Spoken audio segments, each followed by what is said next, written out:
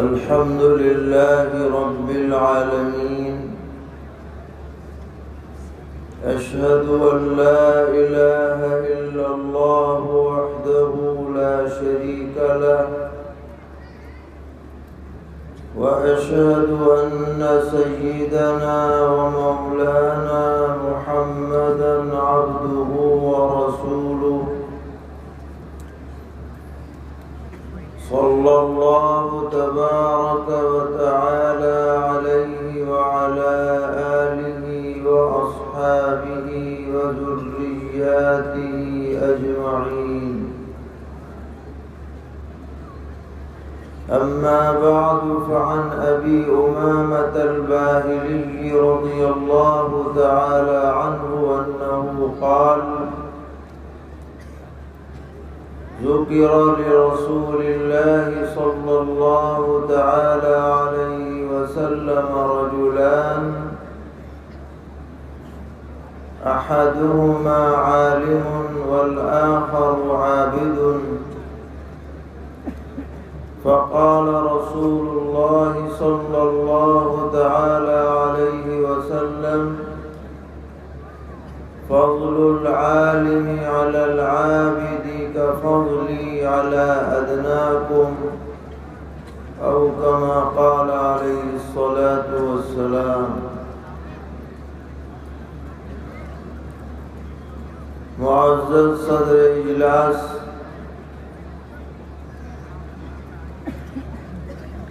Stage پر تشریف فرما حضرات اکابر علماء کرام اور قریب اور دور سے تشریف لانے والے فرزندان توحید اور طلبہ مدارس، اور جہاں تک یہ آواز پہنچے ہماری مائیں اور بہنیں، ہمارے لیے یہ خوشی اور مسرت اور سعادت کی بات ہے کہ اس علاقے کے مرکزی اور قدیم دینی ادارے کے اس عظیم اجلاس میں شرکت اور حاضری کی سعادت مل رہی ہے۔ دعا ہے کہ اللہ تعالیٰ اس حاضری کو قبول فرمائیں اور ہم سب کے لیے خیر و عافیت اور رحمت کے فیصلے فرمائیں۔ مدارس کے جو پروگرام ہوتے ہیں تو بہت سے لوگوں کے ذہنوں میں یہ بات آتی ہے کہ اتنا اہتمام کی کیا ضرورت ہے، اتنا بڑا خرچہ، اتنے انتظامات اور اتنا اہتمام یہ کیوں کیا جا رہا ہے؟ اگر ان باتوں کے بجائے جو صرفہ اجلاس میں ہوتا وہ اور کسی مصرف میں لگا دیا جاتا تو اچھا تھا۔ ایسا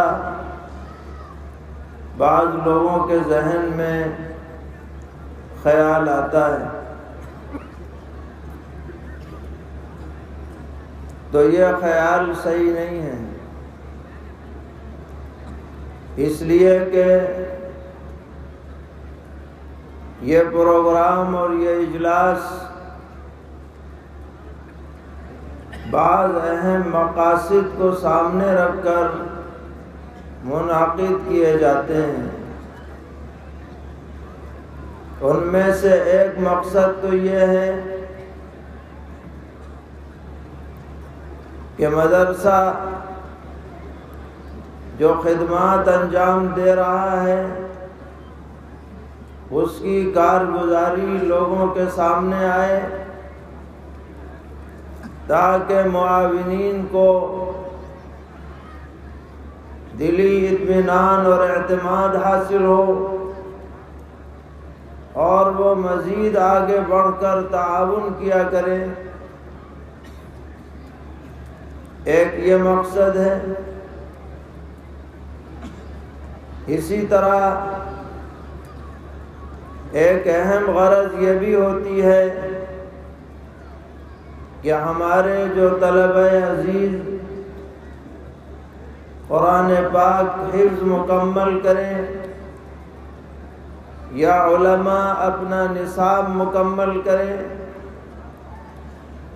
ان کی دستار بندی کر کے ان کا اعزاز کیا جائے، حوصلہ افزائی کی جائے، اور یہ اعزاز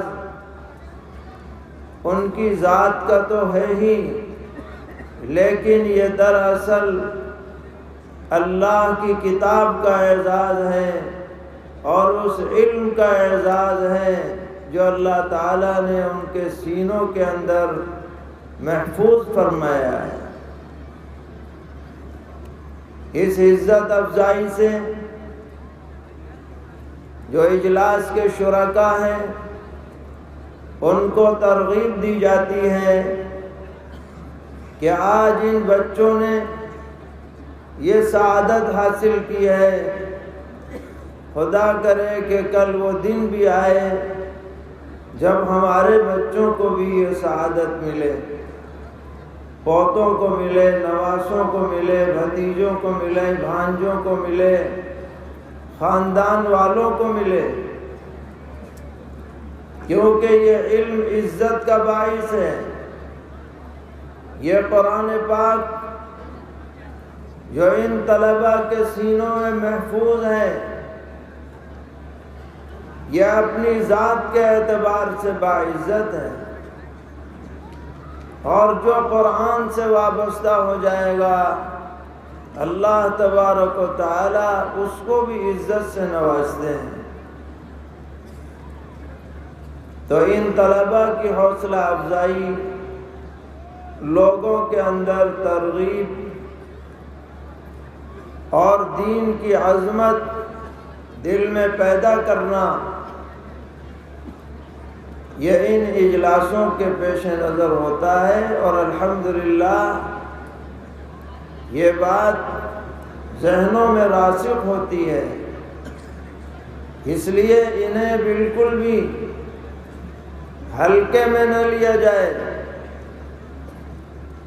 بلکہ ان کو دین کی ایک اہم ضرورت سمجھا جائے۔ اس سے دین کی شان و شوکت ظاہر ہوتی ہے، عظمت دل کے اندر جاگزی ہوتی ہے، اور ایک بڑا فائدہ یہ بھی ہوتا ہے کہ علماء کے بیانات ہوتے ہیں، اصلاحی باتیں ہوتی ہیں، منکر پر نکیر ہوتی ہیں، اچھی باتیں بتائی جاتی ہیں۔ تو بسا اوقات یہ اجلاس زندگی میں انقلاب کا ذریعہ بن جاتے ہیں، آدمی کے اندر تبدیلی کا ذریعہ بن جاتے ہیں۔ حکیم الامت حضرت مولانا اشرف علی تھانوی نور اللہ مرقدہ کا مقولہ ہے، ملفوظ ہے، کہ بسا اوقات ہزاروں کے مجمع میں اگر دین کی بات سن کر ایک آدمی نے بھی سچی توبہ کر لی اور ندامت اس کے دل میں پیدا ہو گئی تو پورا جلسہ وصول ہے اور پوری محنت کامیاب ہے، کہ اللہ تعالیٰ نے اس کو ہدایت کا اور توبہ کا ذریعہ بنا دیا ہے۔ یہ جلسے دین کے وجود کی دلیل ہیں، دین کی بقا کا من جملہ اسباب میں سے ایک سبب ہیں، ان کو جاری رہنا چاہیے۔ یہ اجتماعیت اور یہ ہماری دین سے وابستگی یہ اس بات کی دلیل ہے کہ ہمارے معاشرے میں دین زندہ ہے، دینی فکر زندہ ہے۔ اللہ تعالیٰ اسے برابر زندہ رکھے اور ہم سب کو دین پر استقامت عطا فرمائے۔ ہم نے آپ کے سامنے ایک روایت پڑھی ہے جو صحابی رسول سیدنا حضرت ابو امامہ باہلی رضی اللہ تعالی عنہ سے مروی ہے۔ آپ نے علماء سے سنا ہوگا کہ حضرت ابو امامہ باہلی رضی اللہ تعالی عنہ اپنے قبیلے کے بڑے معزز فرد تھے، اور وہ پہلے تنہا پیغمبر علیہ السلام کی خدمت میں حاضر ہو کر دولت اسلام سے مشرف ہوئے،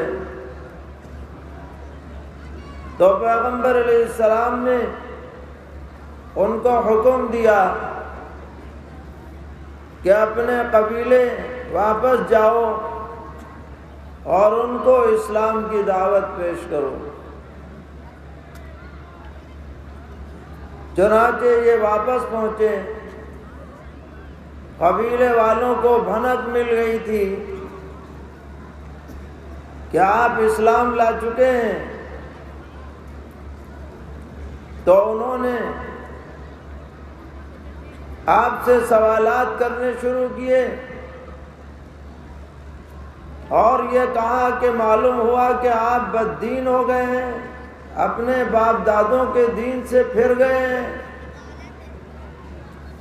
تو حضرت ابو امامہ باہلی رضی اللہ تعالی عنہ نے فرمایا کہ میں بد دین نہیں ہوا، البتہ میں اللہ اور اس کے سچے رسول صلی اللہ تعالی علیہ وسلم پر ایمان لے آیا ہوں۔ آپ کا یہ جواب سن کر قوم کے لوگ بپھر گئے اور غصہ گرمی کا اظہار کرنے لگے۔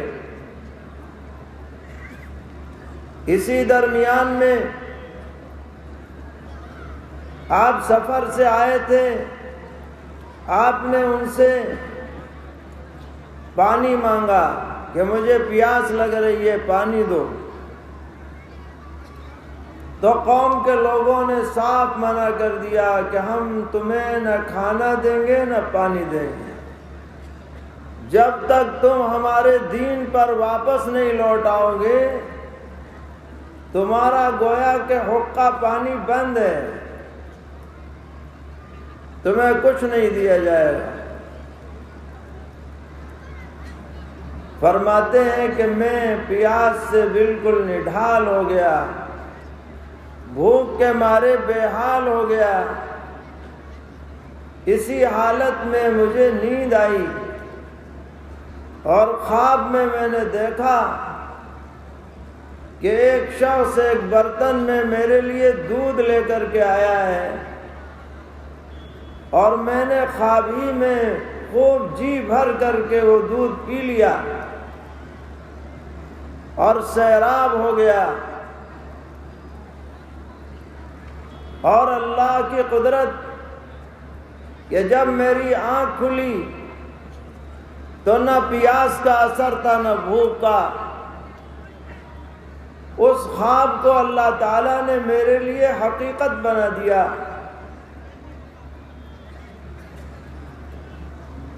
تو ان کے قبیلے کے کچھ لوگوں کے دل میں یہ بات آئی کہ بھائی ابو امامہ تو ہمارے سردار تھے، ہم نے ان کا کھانا پانی بند کر کے اچھا نہیں کیا، چلو جا کر ان کی خیر خبر لو۔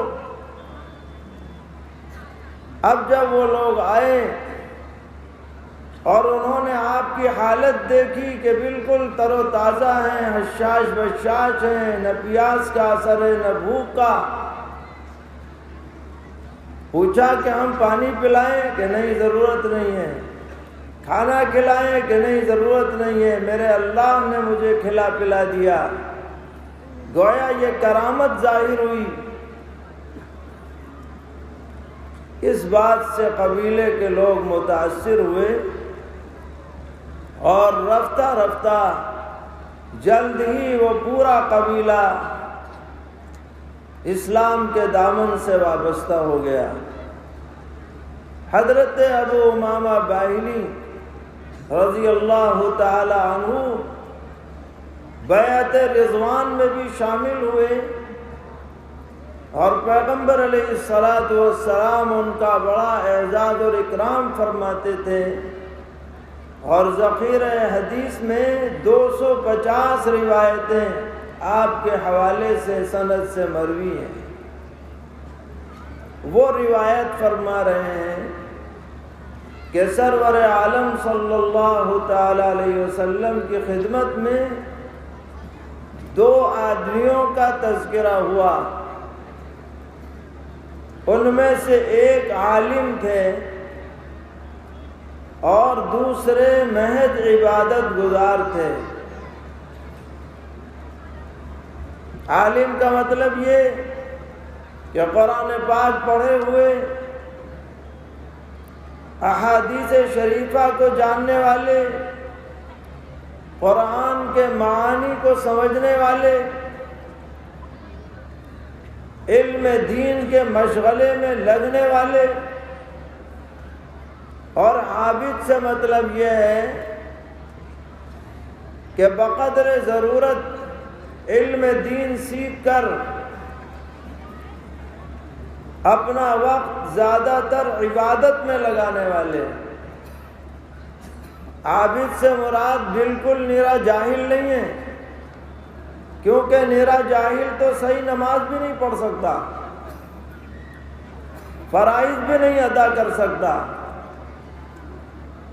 عبادت کے لیے بھی علم دین کا فرض حصہ جاننا ضروری ہے۔ کوئی مسلمان اپنے آپ کو اسلام پر قائم نہیں رہ سکتا جب تک کہ بقدر فرض علم دین کا حامل نہ ہو۔ اسی لیے یہ بات کہی جاتی ہے اور یہ تحریک چلائی جاتی ہے کہ آپ بچوں کو بچیوں کو کچھ بھی پڑھائیں، لیکن اتنا علم دین انہیں ضرور آنا چاہیے کہ وہ اپنے فرائض کو ادا کر سکیں اور اللہ نے جو چیزیں حرام کی ہیں ان سے بچ سکیں، صحیح عقیدے اختیار کر سکیں۔ تو اس حدیث میں جو عابد کا تذکرہ ہے اس سے مراد جاہل مطلق نہیں ہے، بلکہ جو بقدر ضرورت علم دین سیکھ کر پھر عبادت میں لگا ہے، نمازوں میں لگا ہے، ذکر اذکار میں لگا ہے، تلاوت میں لگا ہے، مشغلہ علم کا اختیار نہیں کیا اس نے، وہ مراد ہے۔ ان دونوں کا تذکرہ ہوا، اور غالباً تذکرہ کرنے والے کے ذہن میں یہ بات ہوگی کہ یہ پتہ چلایا جائے کہ ان میں فضیلت کس کو حاصل ہے۔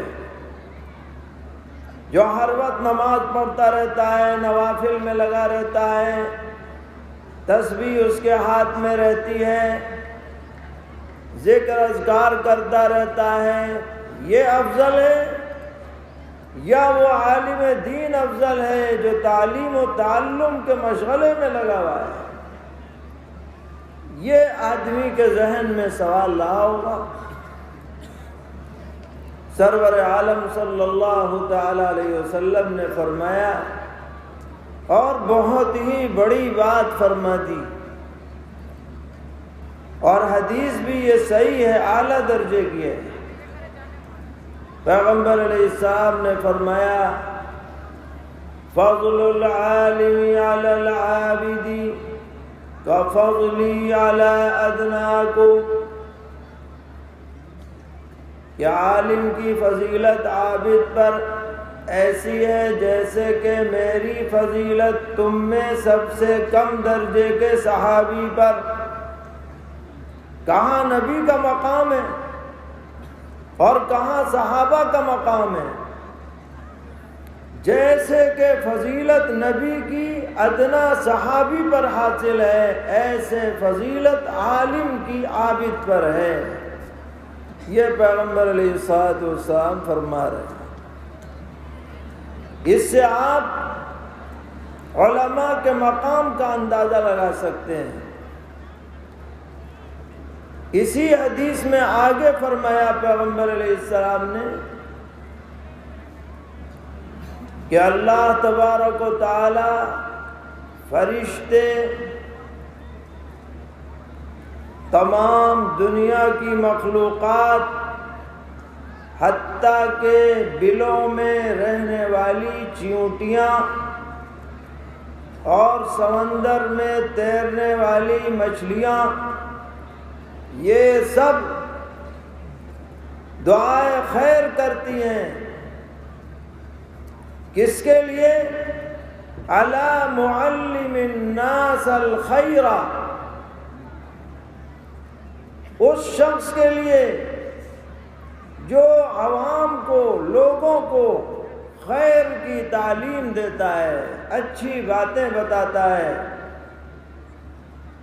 اللہ کے اوامر سے آگاہ کرتا ہے اور برائیوں سے بچاتا ہے، عقائد کی بھی اصلاح کرتا ہے، اعمال کی بھی اصلاح کرتا ہے، صحیح دین لوگوں تک پہنچاتا ہے۔ اس کے لیے اللہ کی ساری مخلوقات دعائے خیر کرتی ہیں۔ یہ مقام ہے علماء کا، علم دین میں لگنے والوں کا، پڑھانے والوں کا، پڑھنے والوں کا، کیونکہ دین کا مدار علم کی بقا پر ہے۔ ہمارا دین کسی کے گھر کا بنایا ہوا دین نہیں ہے، کسی پنچایت کا طے کردہ دین نہیں ہے، کسی پارلیمنٹ نے بیٹھ کر اس کے قوانین نہیں بنائے ہیں کہ جب چاہے جو چاہے بدل ڈالے۔ ہمارا دین اللہ تعالیٰ کی طرف سے نازل کردہ ہے۔ ہمارے دین کا مدار وحی خداوندی پر ہے، چاہے وہ وحی متلو ہو قرآن پاک کی شکل میں، یا وحی غیر متلو ہو سرور عالم صلی اللہ تعالی علیہ وسلم کی احادیث شریفہ کی شکل میں۔ وَمَا يَنطِقُ عَنِ الْهَوَىٰ إِنْ هُوَ إِلَّا وَحْيٌ يُوحَىٰ۔ پیغمبر علیہ السلام کی زبان مبارک سے جو بات بھی نکلتی ہے وہ اپنی مرضی سے نہیں نکلتی، بلکہ وہ اللہ کی وحی ہے جو اللہ تعالیٰ آپ کے قلب اطہر پر نازل فرماتے ہیں۔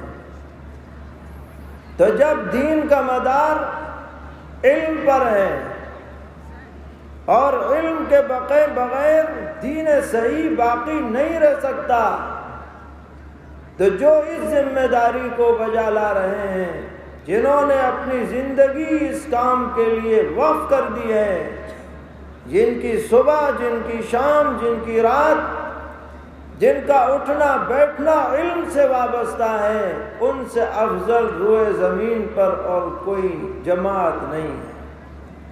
یہ بات پیغمبر علیہ الصلوۃ والسلام نے بتلا دی۔ علم ایک روشنی ہے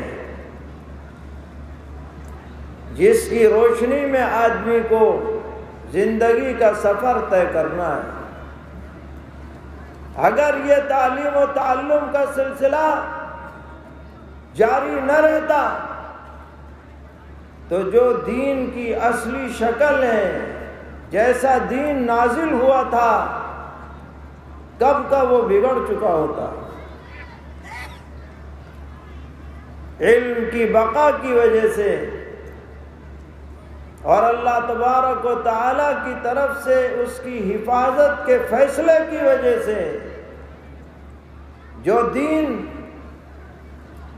سرور عالم صلی اللہ تعالی علیہ وسلم لے کر تشریف لائے، اپنی اصلی شکل میں بغیر کم و کاس کے انشاءاللہ قیامت تک باقی رہنے والا ہے۔ بے شک اس کے اندر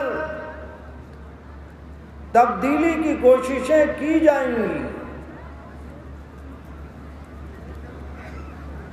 من گھڑت باتوں پر دین کا لیبل لگایا جائے گا، اپنی طرف سے رسومات طے کی جائیں گی، باتیں مقرر کی جائیں گی، ان کو امت میں چلانے کی کوشش کی جائے گی، لیکن یہ کوششیں پوری طرح نہ کامیاب ہوئی ہیں نہ کامیاب ہوں گی، اور دین حق صاف ستھرا بغیر کسی غلط بات کے ملائے ہوئے اصلی شکل میں انشاءاللہ باقی رہے۔ سرور عالم صلی اللہ تعالی علیہ وسلم نے فرما دیا ہے، من احدث فی امرنا ھذا ما لیس منہ فہو رد۔ جو آدمی ہمارے دین میں ایسی بات ایجاد کرے جو دین میں شامل نہ ہو اور اس پر دین کا نام لگایا جائے، فَهُوَ رَدٌّ، وہ مردود ہے، ناقابل اعتبار ہے، چلنے والا نہیں، چاہے دیکھنے میں وہ کتنا ہی اچھا ہو۔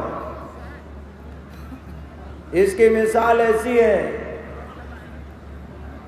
جیسے نوٹ ہوتا ہے، سرکار جاری کرتی ہے، ریزرو بینک آف انڈیا جاری کرتا ہے، 10 روپے 20 روپے 50 روپے 200 روپے 500 روپے، وہ چلتا ہے، اس کی قیمت ہے، اس کی اہمیت ہے،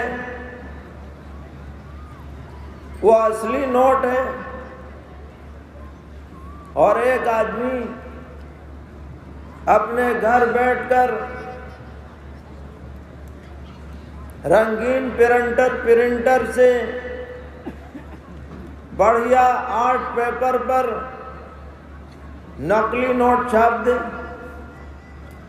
دیکھنے میں بڑا اچھا لگے، رنگین بھی ہو، کاغذ بھی بہترین ہو،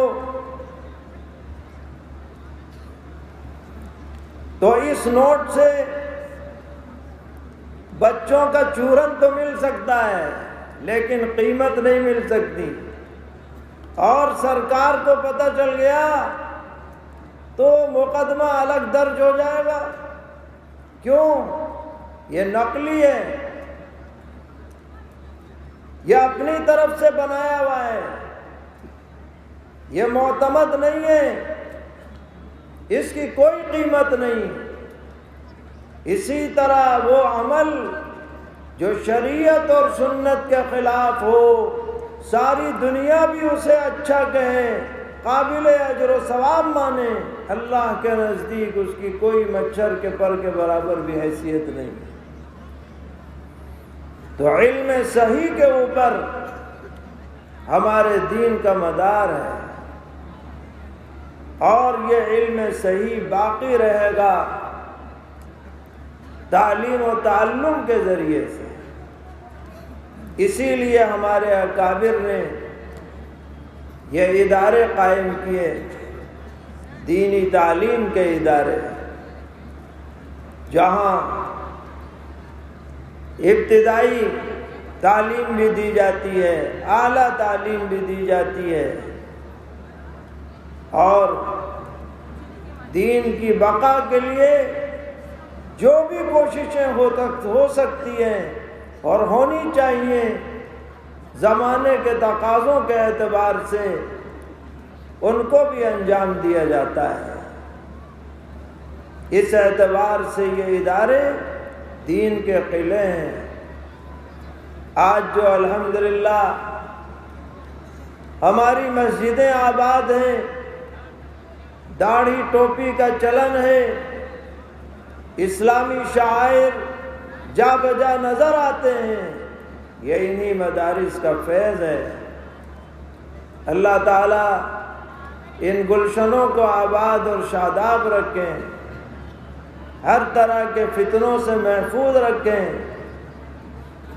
اور جو حضرات بھی ان مدارس کا تعاون کرتے ہیں، دامے درمے قدمے سخنے جیسے بھی، اللہ تعالیٰ ان کو خزانہ غیب سے جزائے خیر عطا فرمائیں، اور اس اجلاس کو بھی قبول فرمائیں، اس مدرسے کے لیے بھی خیر اور عافیت کے فیصلے فرمائیں۔ وصلی اللہ تعالی علی خیر خلقہ محمد وعلی آلہ واصحابہ وذریاتہ اجمعین۔